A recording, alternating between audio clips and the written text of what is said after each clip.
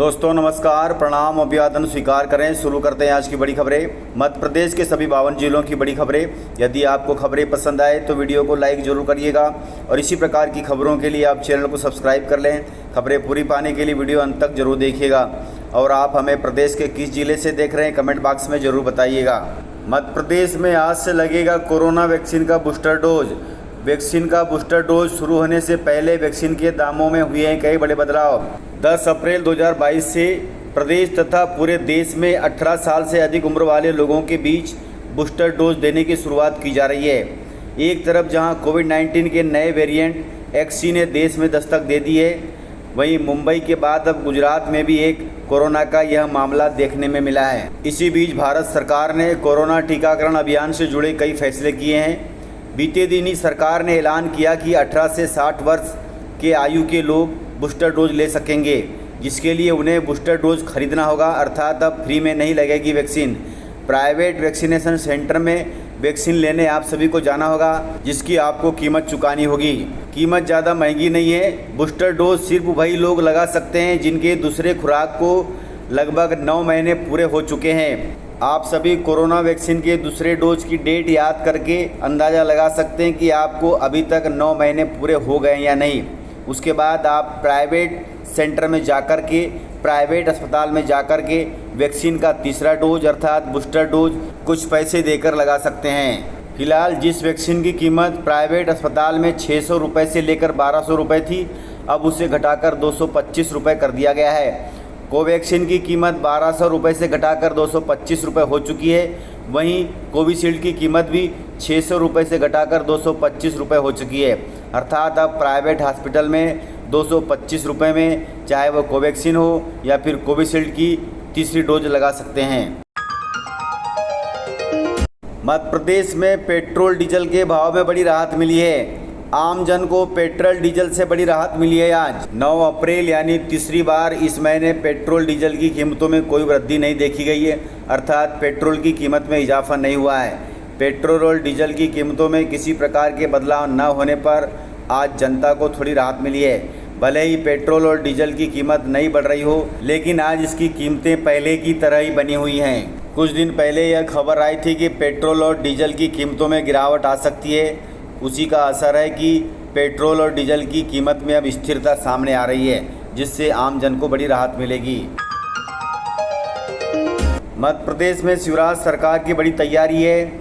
इस तैयारी से प्रदेश के 12 जिलों को मिलेगा बड़ा लाभ। 10 अप्रैल 2022 से श्री राम नवमी को लेकर मध्य प्रदेश की शिवराज सरकार की बड़ी तैयारी चल रही है। आज अर्थात रविवार को सीएम शिवराज सिंह चौहान श्री राम राज्य कला दीर्घा का लोकार्पण करेंगे। इस मौके पर श्री राम जन्मोत्सव प्रदेश के 12 स्थानों पर मनाया जाएगा।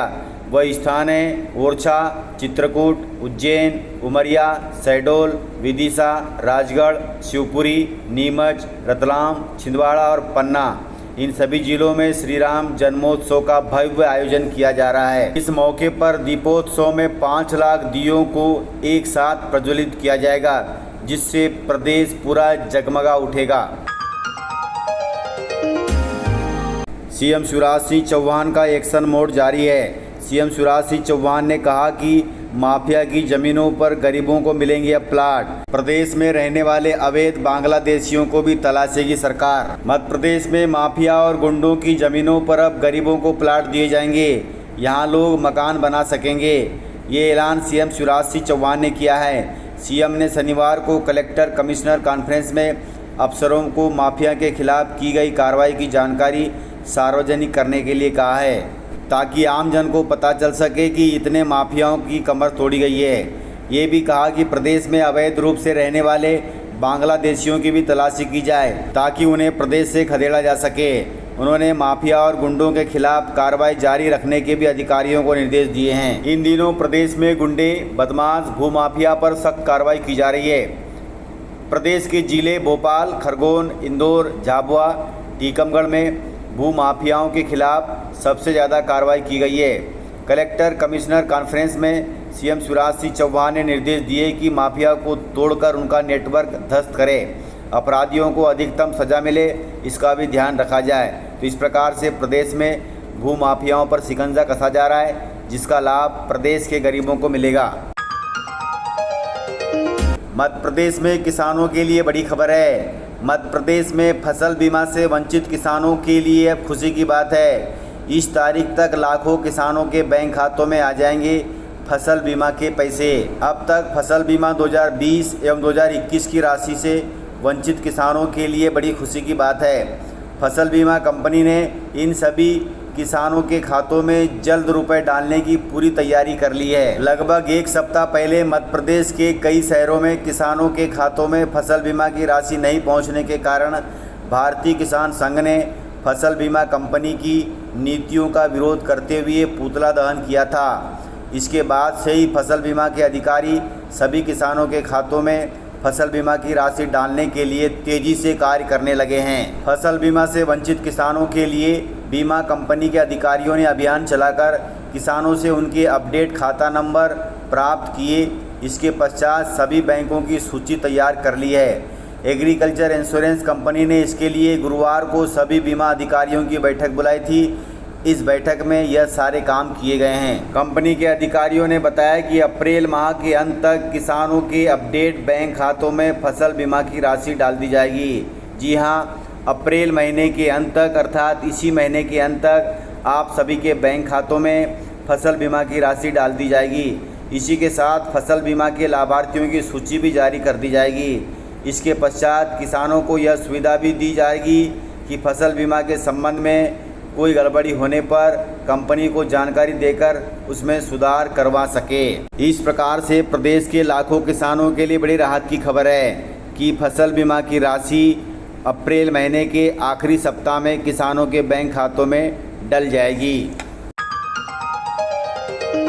प्रदेश में भीषण गर्मी को देखते हुए 15 अप्रैल के बाद बंद हो सकते हैं निजी स्कूल तथा सरकारी स्कूल।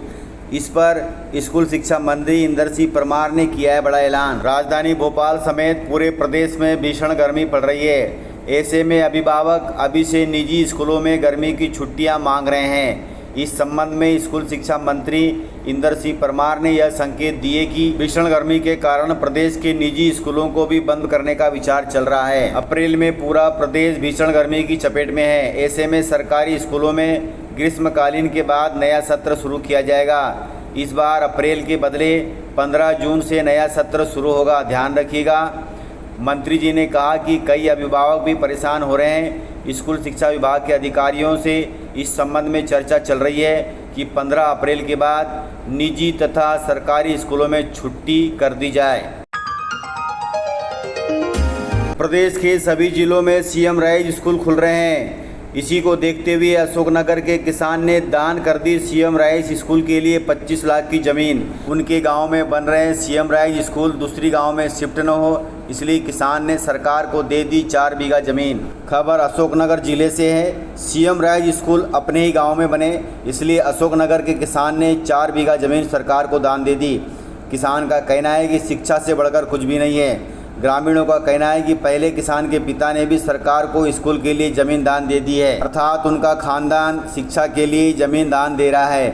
मामला जिला मुख्यालय से 30 किलोमीटर दूर महितपुर गांव का है। यहां सीएम राइज स्कूल बनाने का प्रस्ताव था। स्कूल के लिए 10 बीघा जमीन की आवश्यकता थी। शासन के पास केवल 6 बीघा जमीन ही थी। 4 बीघा जमीन की कमी पड़ रही थी। अशोकनगर जिले के कलेक्टर आर उमा महेश्वरी बुधवार को गांव पहुंची। उन्होंने 6 जगहों का निरीक्षण किया। 4 बीघा जमीन का बंदोबस्त नहीं हो सका। इस वजह से स्कूल को दूसरी जगह शिफ्ट करने का फैसला लिया गया। यह खबर गांव के किसान ब्रजेश सिंह रघुवंशी को पता चली तो वे शुक्रवार को कलेक्टर से मिलने पहुंच गए। रघुवंशी जी ने कलेक्टर से कहा कि वे स्कूल के लिए 4 बीघा जमीन दान में देना चाहते हैं। कलेक्टर ने उन्हें एसडीएम से मिलने के लिए कहा, जहां दान पत्र की कार्रवाई शुरू की गई। तो इस प्रकार से रघुवंशी जी को बहुत बहुत धन्यवाद कि उन्होंने स्कूल के लिए सीएम राइज स्कूल के लिए अपनी 4 बीघा ज़मीन दान दे दी।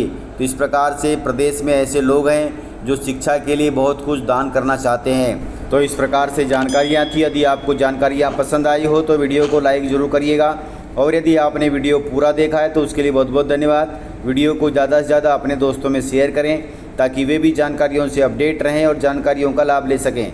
तो आज के वीडियो में इतना ही। मिलते हैं सर अगले वीडियो के साथ। तब तक के लिए जय हिंद, जय भारत।